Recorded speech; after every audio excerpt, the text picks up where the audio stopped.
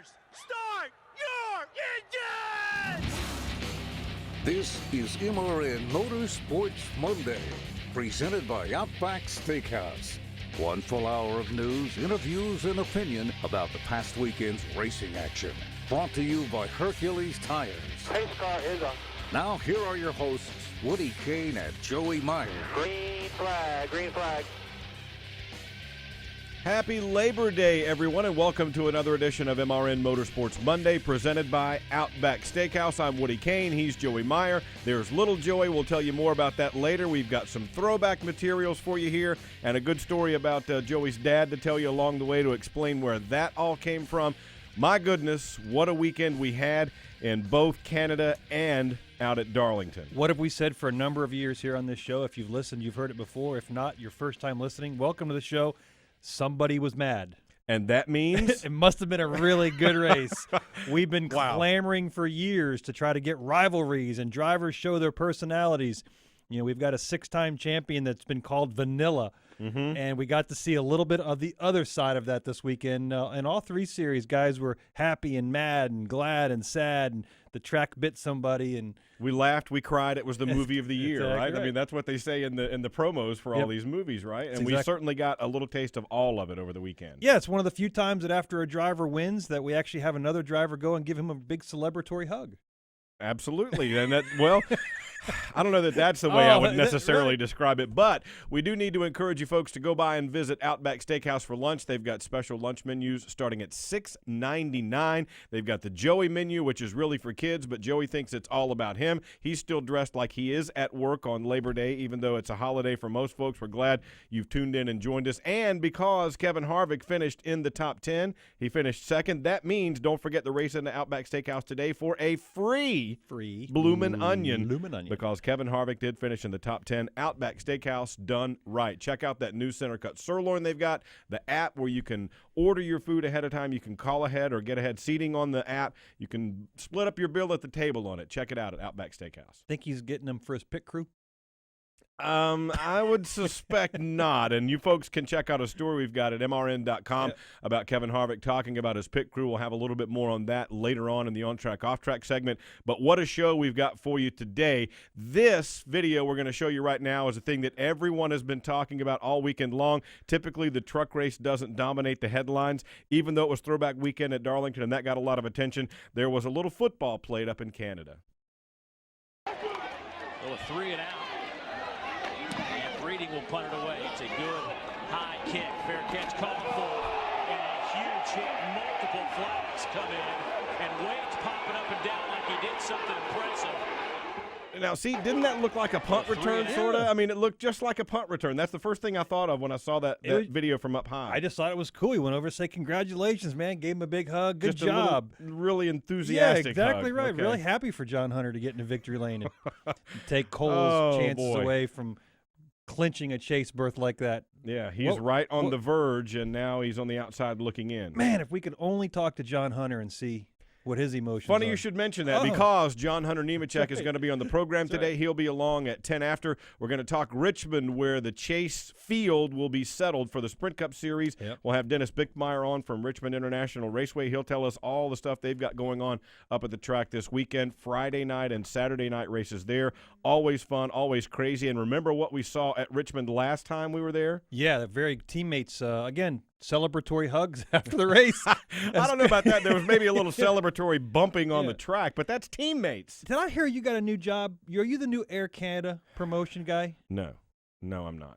It was a miserable travel weekend, and it all started when I got booted off an Air Canada flight involuntarily because I didn't do anything wrong, but because it was oversold. They booted me off the flight, and it all kind of went from there. I thought you were congratulating Air Canada on their good customer service. That's what I was reading. You know, maybe I should have done one of those and run up and tackled somebody. But, you know, you get somebody on the phone and you want to get so mad at them, and that's not the person who did it. That's the person who's trying to fix it, but you just want to go rah at that person, and they didn't do it. And if you do that, then they're not as likely to help you. Well, why would they help you if you're going rah? Exactly, that's my point. But you're so mad at that point, you want to just yell at somebody, but that doesn't really do you any good in the moment. That's what Kevin did to his pit crew. Did it help? Well, we'll see. We'll see. Well, I don't know if it's going to help those guys. That's what it won't help those guys, but No. it might help down the road if they make some changes. We'll talk a little bit more about that and on track, off track. A whole lot of stuff to tell you about on today's program. One thing we do need to mention as well is that Martin Truex Jr. went back to victory lane at the track Too Tough to Tame. He spoke with us after his victory at Darlington. Now, the name of Martin Truex Jr. is a winner here at Darlington, the Bojangles Southern 500. Your initial thoughts? I'm not sure. I mean, it's just it's a huge honor to just even race here at this track, and this has been one of my favorite tracks throughout my career. I've led a lot of laps here, run up front, and seem to never finish up front. So, that's kind of been the motto of our season here throughout the summer months, and it was nice to come back here tonight and turn it around. Honestly, we didn't have the best car all night long. We worked really hard on it. Cole made some great adjustments, and they stuck with me, and I stuck with them, and we just kept digging. Really proud of the pit crew, obviously, after what happened last week. They took a lot of heat.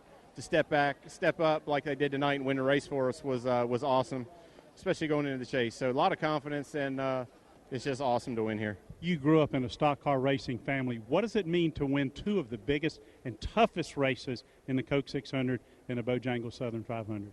I guess it means this team's pretty damn good. Yeah, they certainly are. They've been fast, Joey, all year long. They've had the speed, which is the frustration that teams express. They say, at least we're fast, we're just not getting the finishes. If you're not fast to start with, you really are in a world of hurt. They don't have that problem. The luck hasn't been on their side. Yeah, if you joined us last week, we had Kyle Larson. We talked to him and referenced him about how his speed has been there, but the execution has been bad. That's exactly the similar situation that Truex and those guys based out of Denver, Colorado have experienced. They've always had speed this entire year. Those things you're looking for, every team looks for that. Now it's just a matter of tweaking the execution. The pit crew who was called out last week or the week before stepped up their game. Truex ran a good race. They end up in victory lane with a unique situation in that the summer months start with Charlotte at the 600 and kind of end. We talked today at Labor Day. And last year we had Carl Edwards win the Charlotte race, and we had Carl Edwards win the Darlington race, and the exact same scenario happens this year with Truex dominating the 600 and then finishing off the summer months winning the Darlington race. So 2 wins, the first time in his career he's had more than 1 win. So those guys are on pace. Again, they're they're secretive, they're scary because guys like Larson and Truex, you haven't seen them all year long because of that execution, but their speed has been there all year. And that's what you can make pay off in the chase. I mean, look at Joey Logano. He dominates a whole segment, sweeps a whole segment of the chase, doesn't win a championship. Doesn't win a championship. Yeah. You have to be just goes good. to show you it's about timing. Exactly right. And that's what we've seen. And by the way, how about that driving suit that Martin Truex Jr. had there with the tie and all? Yeah. It reminded me of the one that Greg Biffle had at Kentucky earlier with Colonel Sanders and the string tie built into it. Exactly right. That's some cool stuff. We should talk about that later on in the show. Okay, let's do that. I think we should. Little on-track, off-track teasing. Little tease action there, huh? All right, that's what you do in the biz. That's exactly right. All right. Hey, before we go to break, tell the folks about your throwback helmet you've got here. So Dad was involved in NASCAR for a number of years back in the late 50s. This is the actual helmet that he wore. If you followed me along on Twitter, I kind of gave a little brief montage of pictures from the trip from Miami up to Daytona. This is the actual helmet he wore when he raced on the beach during the Flying Mile qualifying. His motor blew up, and unlike race teams nowadays, he didn't have a backup. But if you look at the starting lineup for the last race on the beach, my dad is at the very bottom. As he started his time, just didn't take a time because the car didn't qualify. Did he get a motor by the race? No. He did not get to compete in the event. He was there. My uncle, who was in a 237 car, Dad was in 238 when they showed up. Ned Jarrett had 238 already. Dad had to change his number to 288. So that's the group of guys my dad was hanging around back in the day. Ralph Earnhardt, Lee Petty, the Wood brothers sat on the pole. It was really cool. Yeah. So when you were a kid, did you take this and go play out in the yard with it, and your dad had to come chase you down? We actually have another helmet just like this that he wore later on. It's painted red, and that's what he made us wear when we rode the mini bikes. Did he really? Yes, How we have about one just that? like it, but it's painted You should have red. brought that one too, just for the contrast. But that is Yeah. really cool. It's still got the battle scars on it. It's as authentic as it was. We grew up with that in our house. Sat on a little mantle next to an oil-painted picture that I'm very privileged to have still of my dad in his younger days in his white. We saw style jumpsuits this weekend at Darlington was very popular back in the day, where drivers and crew members wore white. We always question that. Why white? Because you know it's going to get dirty. Exactly right. But they wore white. It was clean. It was very respectful, and it looked good. Yeah. You know, and that's what it was about back in the day. But that was the actual helmet. I was privileged to have that. A lot of great looks at Darlington over the weekend for Throwback Weekend there. The Bojangles Southern 500. We'll be talking about that throughout the program today. We'll have Dennis Bickmeier along from Richmond International Raceway a little bit later. But on the other side of this break, John Hunter Nemechek will join us to talk a little truck racing from Canada. This is MRN Motorsports Monday. In the Outback, we think the best part about racing is the noise, the engine, the pits, and a Kevin Harvick top 10 finish. Especially a Kevin Harvick top 10 finish. That's because if Kevin Happy Harvick, driver of the number 4 Chevrolet, places in the top 10 in today's race, there's free bloomin' onions this Monday. So you'll have a happy bloomin' Monday. Only at Outback Steakhouse. Valid with any purchase. One per table. Participation may vary. Registered trademarks used with permission. Join the Motor Racing Network every Tuesday night for NASCAR Live. Get the latest news and exclusive interviews from the biggest names in the sport. One thing, don't take yourself too seriously. Don't worry about people judging and just hear the thoughts and opinions from NASCAR insiders. Look at what he's been able to do with the Wood brothers since they returned to full-time competition this year. Now, obviously, it's NASCAR Live every Tuesday evening at 7 Eastern on the Motor Racing Network. Looking to find the best place for all the latest NASCAR Sprint Cup, Xfinity, Camping World Truck, K&N, and Modified Series news? MRN.com is the place to go. Your online home for NASCAR news, opinion, podcasts, videos, race schedules, results, and statistics. Award-winning motorsports writers keep you informed and up-to-date on all the latest breaking NASCAR news and in-depth stories and opinion. MRN.com, your online home for all the NASCAR information you're looking for. I'm Ty Dillon, and you're listening to MRN Motorsports Monday with Joey Meyer and Woody Kane. Custer leading as they come through the Canadian Tire Bridge. John Hunter Nemechek, one truck length back. Now he'll go nose to tail into the turn. They'll go bumper to bumper up the hill as Cindric rides third. Final time into turn 9 and turn 10. Cole Custer gets loose. Nemechek got to his bumper. Custer guarding that low line. Again, Nemechek hits the bumper. The drag race is on, and Nemechek puts Cole Custer into the wall. They both stay on the throttle, and at the stripe, it looked like John Hunter Nemechek may have nipped Cole Custer. There you go. That's what it sounded like on the Motor Racing Network yesterday. Tony Bachhoven and Dan Hubbard with the call at Canadian Tire Motorsport Park. And joining us on the guest line now, the winner of that race is John Hunter Nemechek. John, welcome back to the program, man. Thank you for having me. Boy, a spectacular day. We were talking earlier. We wish we had more road races in the truck series, and a lot of people have been talking about that at the Cup level and Xfinity level as well. But before we get into the end of that race, let's talk a little bit about the earlier part of the day. Give us an idea of the challenges of Canadian Tire Motorsport Park and what kind of things you guys faced along the way. We struggled with lateral drive off the corner all day. I just couldn't get back in the gas when I needed to. We struggled just getting off most of the right-handers and not being able to make the time down the straightaway that other guys could, and we made the right adjustments on pit road. We played our strategy correctly, had the cards right, and got ourselves in position there at the end. You know, even before you even get to load your transporter up and drive across the border with your passport and showing them you belong there, you have to prepare for one road course in the truck series. What special things do you do with a single truck team with not having a lot of alliances, and then you as a driver preparing to go to a road course? Well, we took one of our chassis that we've run in the past couple of years and hung a body on it for the road course. We know it's going to be a one-off deal, but you go there to win, and you have to do everything in your power to do so. There's a lot of suspension changes. There's a lot of stuff that you have to do in order to get ready for the road course. And luckily, Dad has been a great teacher to me, trying to teach me everything he can about road course racing, and then going out and talking with other great road racers and going to a couple schools, just trying to learn as much as I can about it, because at the end of the day, when you keep moving up the ladder, you get more and more road course races, so you have to figure out how to run. Do you believe there is a special technique for road course racing?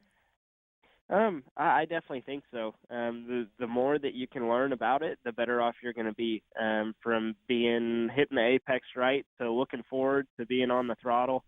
just knowing what is important when you go there. It's just like any other oval racetrack, from a short track to a mile and a half. You have to know what is important each week in order to run fast. And that's the same thing when you go to a road course. It was a day that started off a little bit calmly and then kind of ratcheted up the intensity as it went along, and we've seen that in not just this race but several races through the year. Did you feel that on the track? There were a lot of different strategies playing, guys talking about, I can make it in one stop, some guys saying, no, I'm going to come in and top off every time I get a chance. What kind of strategy thoughts did you guys have coming into the race? We were going to do it on a two-stop race strategy, whether we took tires both times or just took fuel both times, or took tires once. We didn't really know. We had to see how the cards played out. And luckily, my guys, they made the right decisions at the right time to come down pit road, and we ended up having to save some fuel there before the last caution clock caution came out, and we saved just enough because after we took the checkered flag, our ran out on the cool down lap. So we played our cards almost perfect of getting our fuel strategy right. Yeah, so I've had the pleasure of working with Jerry Kenyon over at DEI a number of years. He was our crew chief in the Truck Series and in the Busch Series back with Ron Hornaday. I know he's always in your ear preaching patience. Is that what he was doing with you again this weekend? Yeah, he was definitely preaching being patient, just trying to save your stuff for the end, saving tires, saving fuel. You had to be there for those last 20 laps, and we had a great truck to do so. We didn't have the best qualifying spot. We ended up qualifying 13th. We had a faster truck than that. We were second in practice. I made a mistake qualifying.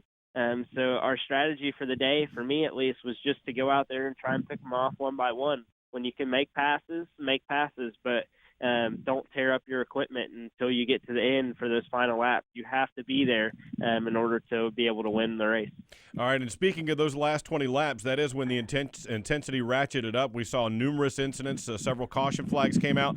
Take us through what was going on and you guys' idea, your mindset when you come down. You're leading and then you're not leading and you're coming to the finish and you know this is going to be it. What happened at the end of this race? Yeah, it was definitely very intense. We didn't really want to see the first caution come out there with about 19 laps to go. We were really, really fast. We had a great truck. We were pulling away each lap, and I don't think that those guys could have caught us. We definitely had the best truck at the end. We had one restart there, and Cole was able to get by on our outside just going into turn one, and I cleared him off of the apex of turn one, and the caution came out right then. So we were kind of confused about why we ended up returning to second, but they don't have all the time and loops that all the ovals have. So they go back to the last time and loop, which they said that he was about an inch ahead of us, which really stinks from the perspective of being the leader, taking that inside groove. So it definitely was a fun race, very competitive race. We went for it all, that's for sure. Yeah, there's never any doubt if anybody has a chance to watch not even the last lap, the last couple of corners coming to the checker. You actually crossed the start-finish line, you and Cole, in the grass and didn't even make the timing light, and it showed Daniel Hemrick crossing the line first. There's going to be two sides to this story, and there's always, and it's defined with a very distinct line, your side versus Cole. Give us your version of the coming to the checker flag. Well, I hate how it came out, but a win is a win, and as a racer, you're going to do everything you can to win. When you're coming to that checkered flag, you don't want to race anybody dirty. You don't want to wreck anyone, which we didn't wreck anyone. He still ended up second. We were able to get to his bumper there in turn 9, and like every other race there, you see people pushing and gouging and not giving an inch. And if I was in his position, I'd be blocking just like he did. So you kind of turn the situation around, and it's what everyone would do to win. I hate that we ended up in the grass. I got back on the gas and got loose underneath of him, and when I corrected, we touched and ended up in the grass. But at that point, you're trying to win the race. So I can't thank all my guys enough. They put an awesome truck together. We made gains all weekend. Had the fastest truck there at the end. The circumstances weren't correct, but we came home with the win. Chatting with John Hunter Nemechek, the winner at Canadian Tire Motorsport Park, his second victory of the season. And do you think that stuff like this that you went through yesterday and that we saw is a product of you guys having a chase now? I mean, it seems like we're in an era of win at all costs, boys have at it, and now the chase has come down to both the Xfinity and the Truck Series where just having a good points day and climbing out of the truck with a shrug after the race is not really an option anymore, is it? I don't think it's the chase deal. I think it's just two young racers that want to win. The series is very competitive and it's very hard to win. So if you have the opportunity to win, you better take it. And with us being young, we're both not going to give an inch. We're both going to do everything that we can to win a race. Winning a race is hard, and at the end of the day, it turns out like it did. Well, the chase pressure is definitely on one of the drivers that was in that vault. I think Cole had a little more pressure trying to get that win. You are solidly in the chase. We go to Chicago for the last race before clinching all the drivers. Are you guys already looking ahead after the chase for those last seven races? Have you guys prepared trucks for those? Oh, most definitely. We're working every day in the shop trying to get our best equipment possible that we can to make our trucks run as best as we can each week. We're really looking forward to the chase, especially with the win, trying to take the momentum. We've had some bad luck over the last few weeks and haven't had the finishes that we've needed all year. So to get another win, hopefully we can start this momentum and run very well throughout the chase, being consistent, running up front, leading lap. Hopefully we can get some more wins before the year's over and be in that Final Four when Homestead comes. I know this is your first time going to the chase. It's the first time it's been in the Truck Series at all. But going into it, what kinds of things are you thinking about strategy-wise, and what kinds of keys do you see in participating in this chase to come out on the other side of it with a championship? You can't make any mistakes. You can't have any bad weeks. You have to be on your A game every week that you show up to the racetrack. And you have to be able to win. You have to be able to run consistent each and every week, and the guy that does that is going to end up winning the championship. With the chase races coming up, we have Loudon, Las Vegas, Talladega, Martinsville, Fort Worth, Phoenix, and then the final guys go to Homestead. Kind of throw Martinsville and Talladega as a wild card. With you and Cole having some history in the past and this past weekend, do you worry about other competitors and how they feel and how they race you, or you just go out and try to stay in front of them and not worry about it? You can't worry about it at this point. What happens, and you'll always keep it in the back of your mind and be cautious. But at the same time, as a race car driver, you do everything you can to win. And if you have the opportunity to win, you definitely take it. And like I said, all my guys gave me a great truck, and it turned out very well. I'm just curious, you mentioned your dad a while ago about giving you advice on road courses. I'm curious if he talks to you things not necessarily on the track itself, but around the track of how things are now versus how they used to be when he ran, and what kinds of things you've taken from that. Oh, advice is advice. There's definitely a lot that has come with him, from the personal side to what happens at the racetrack to what happens off the racetrack. It's definitely from the older days, as he said. It's a little different time, a little different era from how people react to certain situations. But you just have to take it how it comes, and you do the best you can each and every week, no matter what happens. All right, John Hunter Nemechek, congratulations on your second win of the season. We'll look forward to catching up with you at Chicago and on through the chase in the Camping World Truck Series. Thank you very much for having me. Yeah, enjoy the off weekend, and we'll see you in Chicago. Off weekend? Sounds What's great. that? Thank you. I was going to say, is there such a thing as an off weekend anymore? I need to rephrase it. It should be a non-racing weekend. Yeah, right. For those there guys. is no such thing as there off. Is no, except when you go to Charlotte and get 3 straight weeks off. We just it's just off. Yeah, that's what somebody said, right? Yeah, the off exactly. We get to stay home. It must be an off weekend. But I've renamed it now because our off season is a non-racing season. Yeah. A lot of times you're actually busier in the non-racing season, and that's how those guys are. And one of the few drivers in any of the 3 series that's still hands-on, works in his shop, builds, constructs, fabricates, creates the whole everything, thing, yeah. the truck alongside over there at Nemco. So unusual opportunity for John Hunter to be involved with the team. but not because he wants to be. If they had a big name sponsor and he was able to sit and just do appearances, I think he'd be happy. Yeah. But he is more hands-on than just about any other driver in all 3 series. Many of them, for sure. Meanwhile, we mentioned the incident at the end of that race. We talked with Cole Custer afterwards. Here's what he had to say. Cole, and not what the way you wanted to have it finish here, but take us through that last turn. Just went in there pretty much the same as how I always did, and I guess he just decided he wasn't going to race me clean and just hit me in the back in the second to last corner. And then it got me out of shape, got me off the line, then he hit me again in the last corner, and that just sent us into the grass, and he just drove me up against the fence. And I was expecting it kind of, because he's raced a lot of people like that, but it's just a shame. This was a great chance for us to get in the chase, and he took it away from us. So it's going to be a rough year for him. There you go. That gets to your point earlier about it's going to be a rough year for him. We're almost through the year now. Yeah, we've heard this before, and that's what I'm not sure John Hunter impressed on it enough. This was John Hunter had different pressure to win than Cole Custer did. Mm-hmm. Custer still finished second. He says he didn't get wrecked. But like we saw in a Cup race a couple years ago or a year ago with Matt and Joey Logano, Matt came out of that race feeling something was stolen from him. Mm-hmm. And that's exactly how Cole Custer feels and that entire team. If they don't go to Chicago and win the race, their chances of getting in the chase are slim and none. Now they look back and go, something was stolen from us. We got to do something. Exactly right. Mm-hmm. That pressure is building on that team, that mentality. So it's going to be difficult. I'm not going to say to retaliate against them, but it's be difficult to ride around the rest of those chase races, knowing one of the competitors that's in for the championship hunt, you feel stole something from you. And that's something that we didn't see. Everybody wants to relate to, Dale Earnhardt wrecked Terry Labonte at Bristol, and it's different. The reason it's different is that Bristol race was the only thing it meant was that race. Mm-hmm. Now with the new chase format, the races mean more something. They have more value. Yeah. They don't just Canada. Wait, what?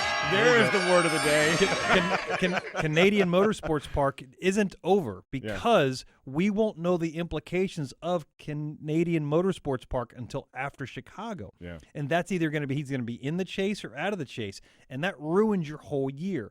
When Terry Labonte was wrecked from Dale Earnhardt, it only ruined the one race. Night, yeah. And that was the difference. That's the difference what we have with the younger mentality and the new chase format. A potential race has way more value than it did 10 years ago. It surely does. And we're going to talk a little bit more about this in our next segment, On Track, Off Track. We'll expound on some of these topics as well. But as we go to break, one of the guys who came home with a top 5 finish at Canadian Tire Motorsport Park, 2-time champ Matt Crafton, he'll take us to the break. Yeah, it got crazy without a doubt. It was cool to come from the back like we did today, and we had to change the transmission after qualifying. We broke the transmission, then they had to change every valve spring and retainer in the motor because it over-revved the motor really bad. And it was a really good comeback for this whole Menards Toyota Tundra team, and just look forward to going to Chicago. And this stuff was absolutely insane, absurd what I saw right there at the end of the race. That isn't racing, that's just wreck. This is MRN Motorsports Monday. From work life to nightlife, from home to the road, your day can take you anywhere. These fast-paced times call for Wrangler Advanced Comfort jeans. Advanced Comfort is designed to keep up with you, no matter where you go or what you're doing. They're made with 20% stronger denim and 4-way flex technology that moves with you. Wrangler Advanced Comfort. Go anywhere, look great, and be comfortable. Wrangler Advanced Comfort jeans. Try on a pair today. In the Outback, we think the best part about racing is the noise, the engine, the pits, and a Kevin Harvick top 10 finish.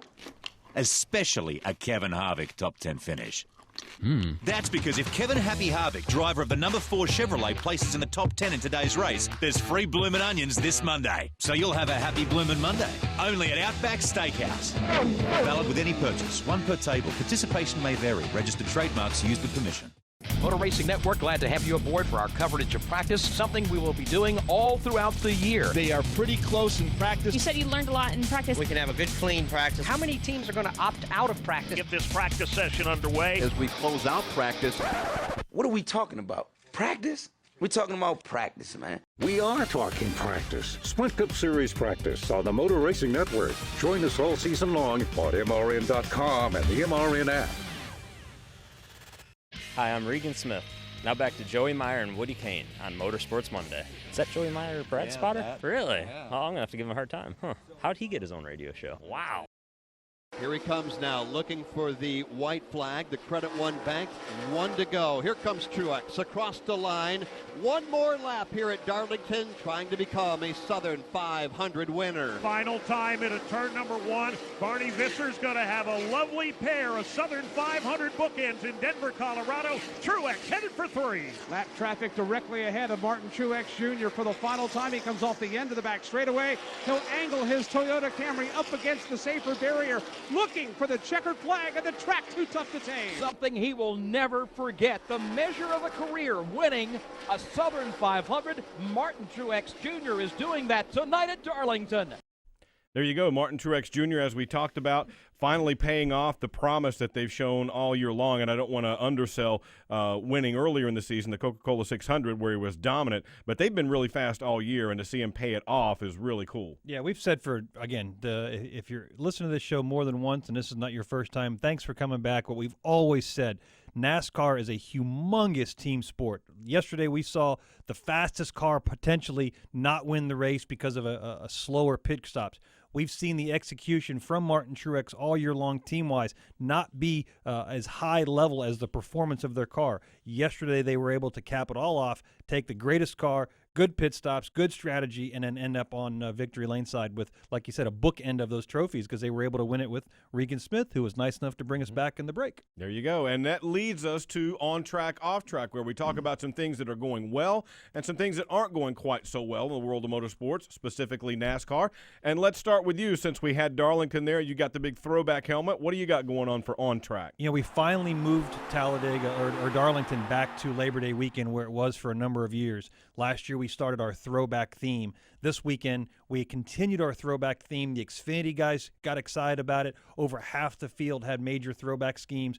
Pit crew guys get involved with it. It's just a really good weekend. A number of times we talk about NASCAR scheduling snafus. Well, we've got Darlington back on the Labor Day weekend. It's the night race where it belongs, Saturday night race with the Xfinity, the throwback themes, the guys are getting involved. It's almost like a little Halloween party. Sponsors are involved, teams are involved, crew guys are involved, and now it's the competition because last year we saw Hendrick Motorsports really not get involved. And Dale Jr. actually made a comment. It felt like it was going to a costume party and not wearing a costume. Yeah, I remember that. Now we get the teams, and they're competing to see who can outdo each other and make it more authentic. Bring the authenticity to the throwback. Who has the better car in the crew uniforms? We saw guys. The uniforms were spectacular. We saw guys wearing fake mustaches like back in the 70s to match their uniform. Yeah. It's escalating now. Now we have competition in the throwback mentality, but all in good fun. We saw the announcers with MRN wearing a throwback jerseys with their names stitched and embroidered. It's just a really fun weekend. Mother Nature was cruel to us on Friday, but she rewarded us by having great Saturday and Sunday weather. The fans there turned out. It was almost full. I'm not saying 100%. But in my opinion, well over 80-85% full. They saw good racing action. We saw an Xfinity guy beat a Cup guy on Saturday for the Xfinity race. We saw well-heralded Sherry Pollock's boyfriend, Martin Truex, win that race. We saw anger. We saw heat. We saw good. It was just a great, great weekend. Kudos to Darlington and the new Kerry Tharp's a new president. Yeah, how about that? That's really cool as well. And what a great start they had with the weather turning up good for his first race there is what I'm getting at. But do you think this is something that will continue to grow and grow and grow, or do you think that it's something that it's going to be difficult to maintain this high level over a period of years? You know, NASCAR's been going on. We're in our 60th year, right? So we have plenty of opportunities with 40 teams on Sundays to go back to a throwback scheme or a memorial scheme. It can go on for years. And then by that time, we're 10 years, 15 years down the road to the things that we're running now will be throwback. You know, we've already told, you know, we won the championship in 2012 with a blue Miller Lite scheme with the bottle being poured on the side. There were people clamoring to get that paint scheme back. Like it's only 4 years old. Relax. Yeah, but they go by eras now. Yeah, but in 10 more years, that will be a throwback scheme. You know, the Dale Jr. schemes of Mountain Dew and stuff, that now we're seeing Darrell Waltrip's Mountain Dew schemes. Well, pretty soon the Dale Earnhardt Jr. scheme Mountain Dew will be throwback. So we can continue on for a number of years. I hope no other tracks take it away. Like I like Eldora in the Truck Series. It's a one-off deal. I hope Darlington keeps the theme. We've got a very old-school mentality there because it is the oldest speedway we go to, one of the fastest tracks that if you don't have anything about know anything about Darlington is an oblong shape because there's a lake. Yeah, and so they couldn't get rid of the lake, so they had to shape it like an egg. Yeah, so they started building this track, and the lake's in the way, and they had to change the shape of the corners, and that's why we have two different corners. A very unique track on the circuit. It's our longest running tenured speedway there, and some of our fastest speeds we go. Yeah, it certainly is the track too tough to tame. All right, for me on the on-track side, this is something that we've discussed before, and Joey sort of agrees with me. He doesn't like doing that very much, but I'm just a big advocate of more road racing. You, on the other hand, have said, yes, but only if it's the certain kind of track or a right kind of track. Look at the drama we've seen this year at just about all the road courses. Every series we go, the trucks only have one. The Xfinity Series gets 3 of them. I think we should add at least one more road course to the truck schedule because just for economics of scale, it's difficult. We heard John Hunter Nemechek talking about it a moment ago, getting one truck ready for one. It's like if you guys had one super speedway race and you put all the resources into that one race, just for economics of scale, it would make sense to add one more road course race to the Truck Series schedule. But the excitement, the drama, is there such a thing as a calm, tame finish at Canadian Tire Motorsport Park? I mean, I think some of the most dramatic races we have these days are on road courses, and I'd like to see more. Yeah, I can see, again, I'm tempted to agree with you, but when we go to talk about road coursing, road coursing. There you go again. That's nice. That's almost as good as Canada. Yeah. Certain road courses just do better with these big, heavy trucks, and Canadian Motorsports Park is one of the tracks that does very well, much like a Watkins Glen or a Road America or a Mid-Ohio. A higher speed, finesse track. Just these bigger cars don't like to have to stop, go slow, and then try to accelerate. The racing is not as good. But we saw great racing. And like you're saying, if we're going to have one road course, we might as well have two. Just for the economics of Absolutely. It makes more sense. Yep. All right, let's talk about things that aren't going quite so well now. Joey, what do you have for off-track this week? One of the larger announcements, unfortunately, at Darlington Raceway this weekend is the fact that Dale Earnhardt Jr. is still undergoing rehab through his concussion experienced between Michigan and Daytona. He's now going to miss the rest of the year. It's only one driver. What's the big deal? Dale Earnhardt Jr. is the patriarch of our sport. He's the most valuable person in the sport, from a advertising campaign, from a camaraderie in the garage campaign, from a history campaign. The Earnhardt name is now in its 3rd generation with Ralph Dale and Dale Jr. We want to see our driver get back on track, but simply put, the news that he's going to miss the rest of the year is not very good. But we want to hold on. Maybe not for the whole sport. Correct. Yeah, right. We want to hold on to a glimmer of hope. He's trying to get better as a person, but we want to see him back selfishly as a race car driver. You don't want to see his career end this way, not that it's going to, but we want to see him back behind the wheel in the car of 2017 for the Daytona 500. But he has to take care of himself. Him and his doctors have chosen to remove himself or not go back in the car because he hasn't been removed. He's been not medically cleared. He's got to be cleared. It's he has not to be like cleared. He's doing it. He has to be cleared to get back. Absolutely. He fully understands the fact that he needs to get better to be a competitive race car driver. He doesn't want to ride around 15th or 20th. If he comes back, he's only coming back with the intent of winning races.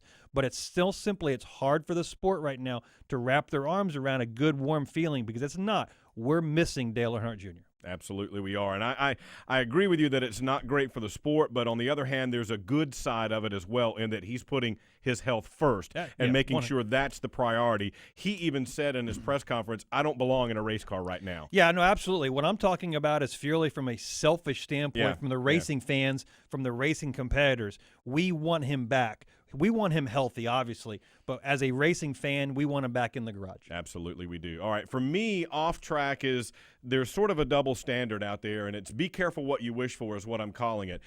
Back in the day, we had a lot of issues with fighting, and that's kind of what put the sport on the map. In a minute, not yet, I want to show you a picture that may kind of bring this into focus for you, but we've had fans, and you've heard them on this show and other shows and on Twitter and everywhere else.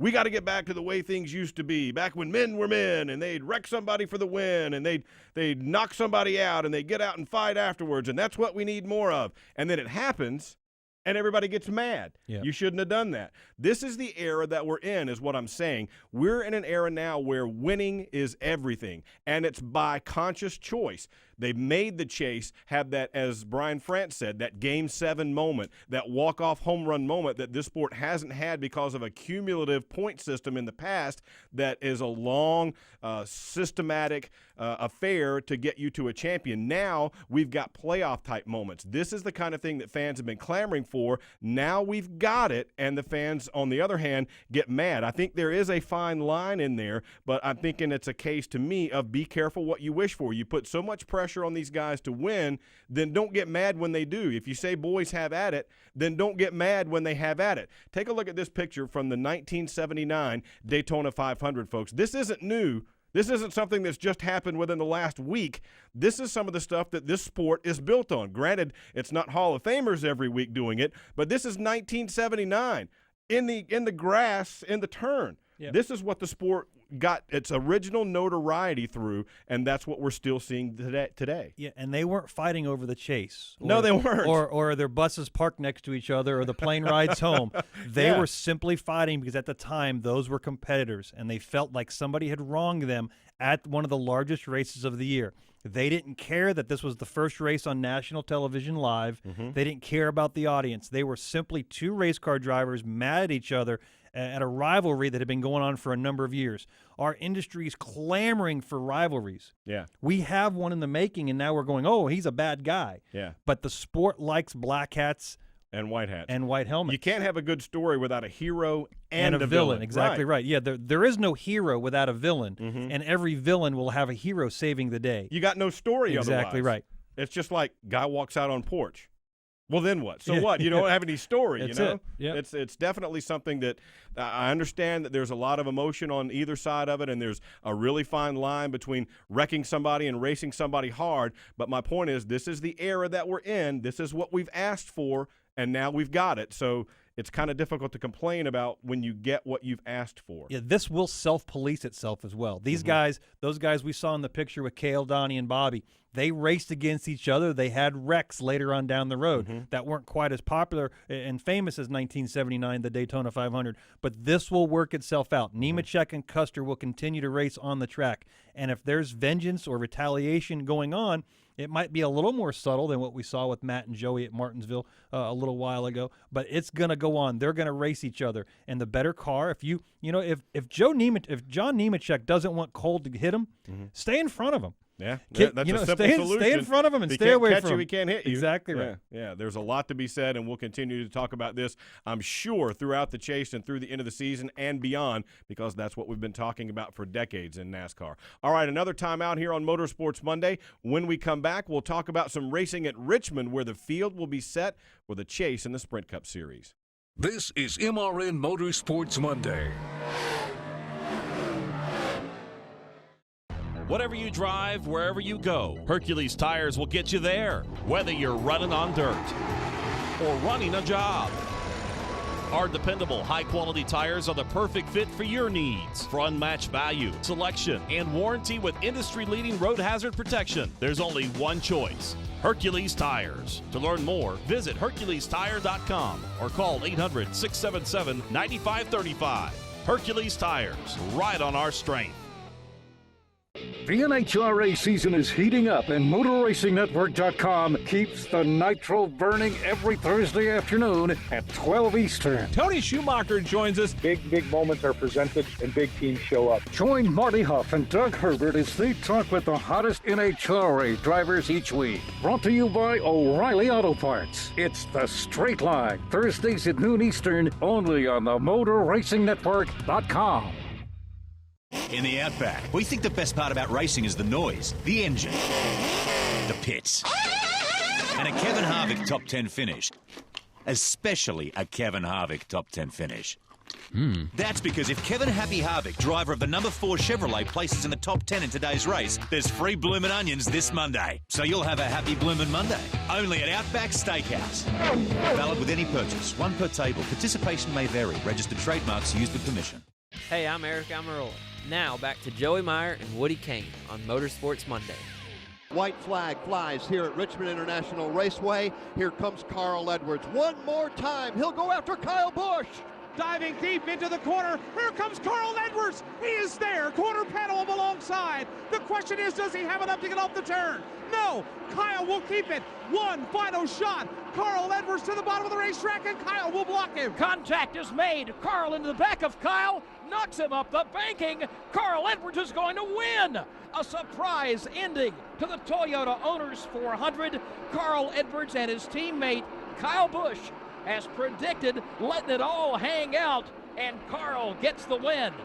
Well, those were teammates. They're teammates. Those were right. teammates. But that was okay. I mean, I guess you could say he didn't wreck him and all that, but he did move him out of the way. Well, according to Hunter Nemechek said he didn't wreck Cole. They finished second. He still did. He finished second. He still did. The truck might have been beat up, but he did. That's the excitement we have looking forward to going back to Richmond for the fall race. The intensity is even ratcheted up more because now we have guys that are win or out of the chase. Mm-hmm. We have guys that are protecting their point position for the chase. So the intensity is ramped up. That was in the spring race when there was not as much on there was the no line. pressure, and those were teammates wrecking each other. Say wrecking. Was that a wreck? That was just who knows? That was Harry Hyde said Rubbin's racing. That was Rubbin right there. And want to remind folks that we'll have all that coming up for you right here on the Motor Racing Network this weekend, Friday and Saturday, September 9th and 10th, the Xfinity Series, the Virginia 529 College Savings 250, and then on Saturday night, the Federated Auto Parts 400. To find out more, visit RIR.com.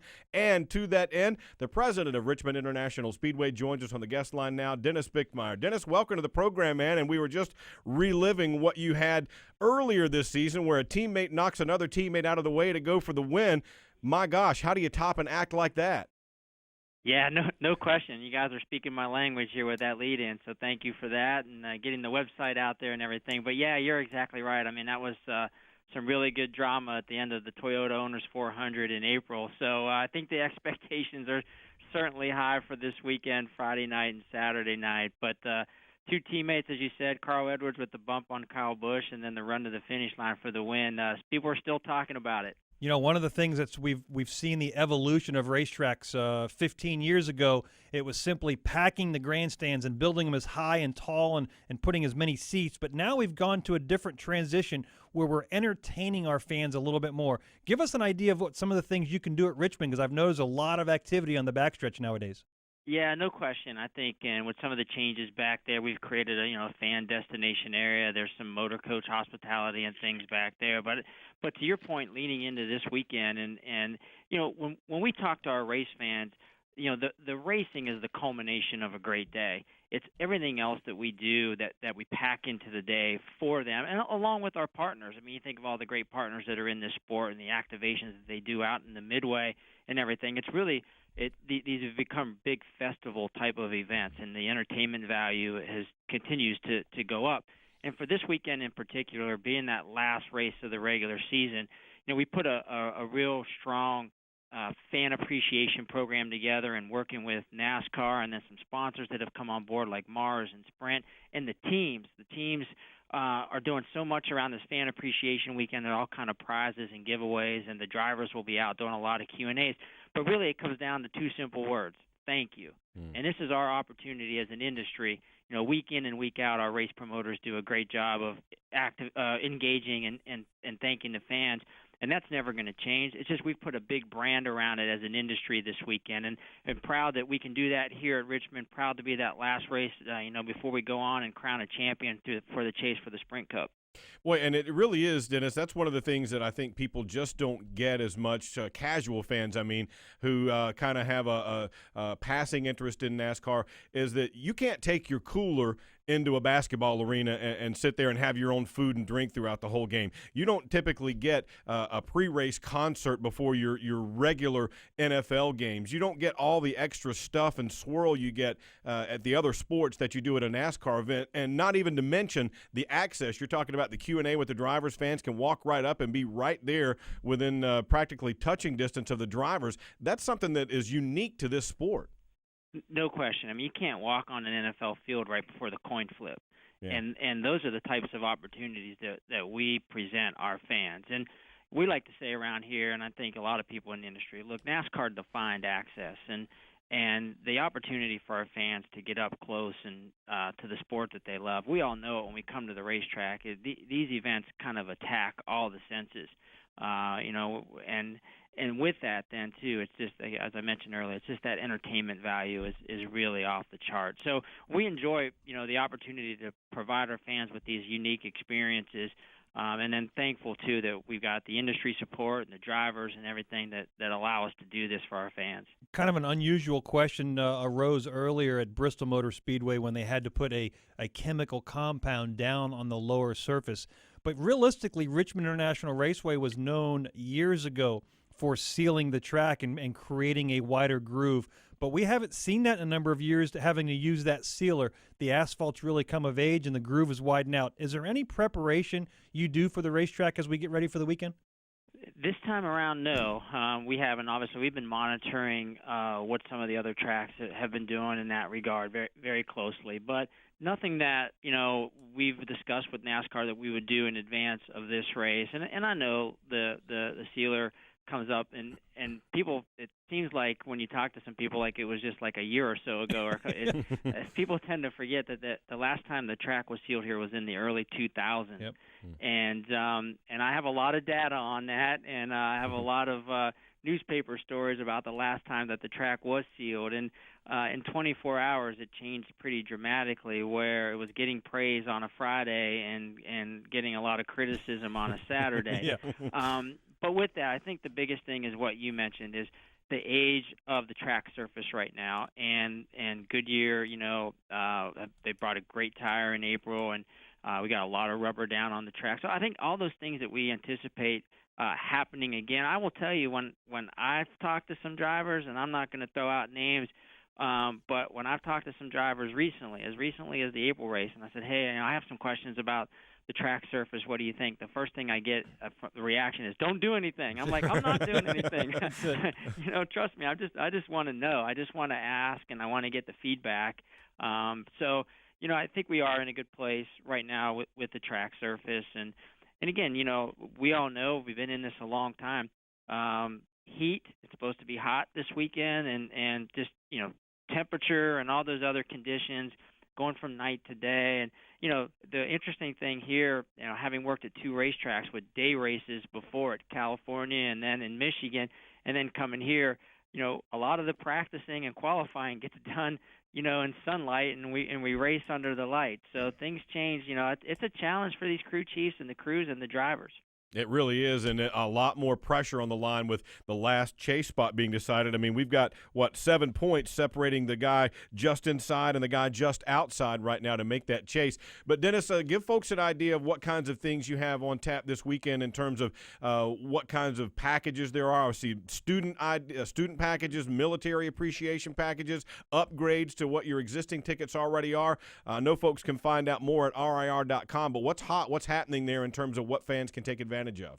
Yeah, I think two of those that you mentioned are really big ones, the college ID and the military ID, and the $19 ticket on that. And, I always got to remind everybody, you guys mentioned the cooler policy and things earlier. Don't forget, we have free parking out here, too. Mm-hmm. You can come to our event for $35 for our cup race, and there are some events you can't even get in the parking lot for $35. So I think that's another cool part of our sport as well.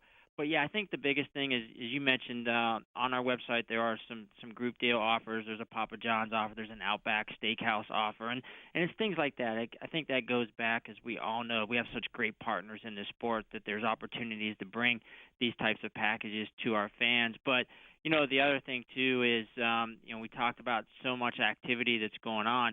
The value that we'll deliver for the price of the ticket, I put it up against anybody or any other events in this region or any other region. So, but definitely go on RIR.com, check those opportunities out, and we'll just look forward to seeing a great race Saturday night, and of course Friday night too with the Xfinity Series race. I got to give a plug for the hometown driver who's leading the points, and Elliott Sadler, and he got a win at Darlington, and I know Elliott's excited to get here in front of the hometown crowd, and actually we have 7 Virginians based on what we think is going to happen with the entry list for the Xfinity race in that race Friday night.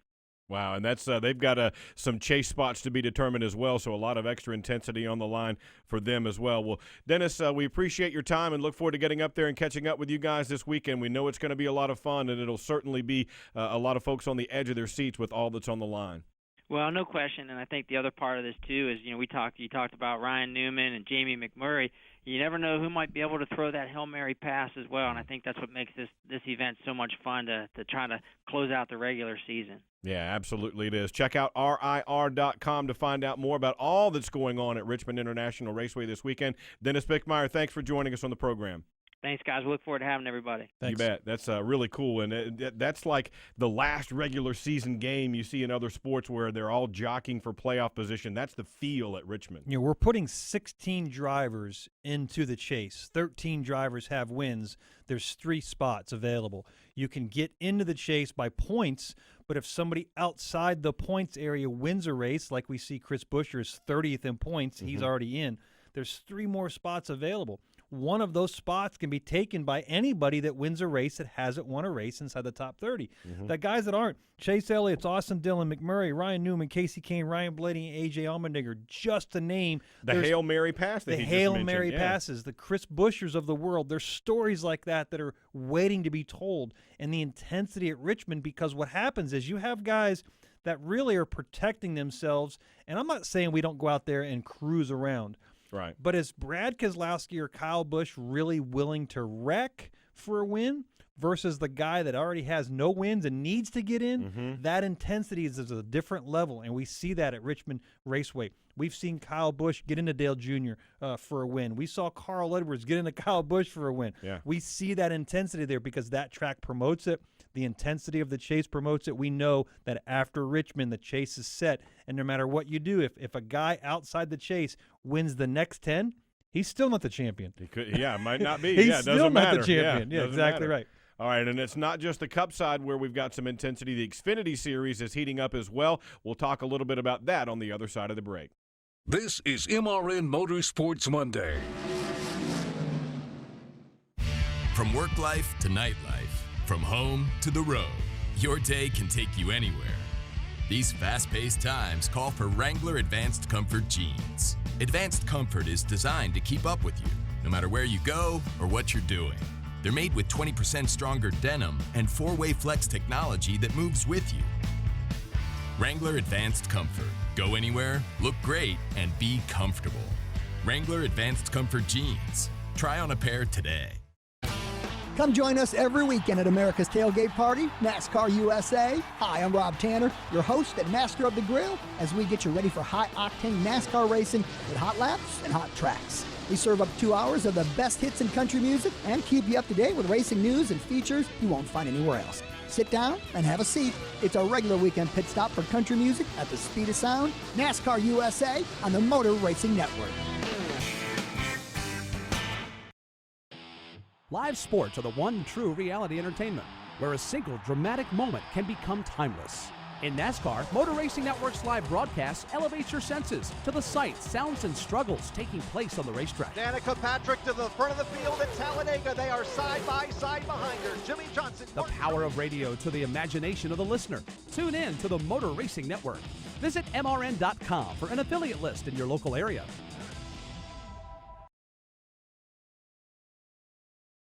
Hey, I'm Mike Bagley. Now back to Joey Meyer and Woody Kane on Motorsports Monday. Sadler wheels it back around the outside. Give the advantage back to Elliott Sadler as they race under the stripe. It is the Credit One Bank. 1 to go. What a battle down into turn 1. Sadler nearly threw it away in turn 2 last time. He gained it back at the other end of the track. Here they come for the final time. Sadler is in second. Here comes Hamlin to the outside to Carling's back. Sadler stays off the wall off turn number 2, but here's Denny Hamlin. He's on the back bumper. The lap car of Bubba Wallace directly ahead. Sadler slides wide. Denny Hamlin to the bottom of the racetrack on 4. But Elliott Sadler right up against the outside safer barrier. He'll beat him off turn number 4. And Elliott Sadler will beat Denny Hamlin back to the start-finish line. And Sadler has won here at the Darlington Raceway. That's another case of a guy who had been fast all day long paying it off, but just for a moment there, it looked like Denny Hamlin was coming to take that checkered flag. The track too tough to tame, the lady in black, somebody you don't want to disrespect. And why do we talk about Darlington Speedway that way? It's one of the few racetracks, we've been racing it for 60 years, but the fastest way around is this far off the wall. Elliott Sadler winning the race, not only is worried about Denny Hamlin passing him, but he's worried about staying that far off the wall. At the same time. And a couple of times he was that far off the wall. He was hitting the wall as he was leading the race. We don't see that at any other facility for the number of laps that these guys do. Kudos to Elliott Sadler, One Main Financial, who had a throwback scheme to his original scheme a number of years ago. City, Spotter, at Spotter Brett's got One Main back on track, and those guys were able to go to victory lane for Junior Motorsports. He credited and gave it to Dale Jr. Kudos to those guys. Really cool for them. Don't forget now, Friday from Richmond, 10 and noon, we'll have practice in the Sprint Cup Series. Friday at 5:30, we'll have the Federated Auto Parts 400. Saturday at 7, we'll have the Virginia Series 529 College Savings 250 as well. All that on the Motor Racing Network coming up this week. I'm Woody. He's Joey. See you next Monday. You've been listening to MRN Motorsports Monday, presented by Outback Steakhouse. Tune in again next Monday at noon Eastern for all the latest news, results, and interviews from NASCAR on MotorRacingNetwork.com. Brought to you by Hercules Tires. MRN Motorsports Monday is also available on demand at the MotorRacingNetwork.com Media Center. Or you can download it from iTunes or Stitcher. MRN Motorsports Monday is a production of the Motor Racing Network. All rights reserved.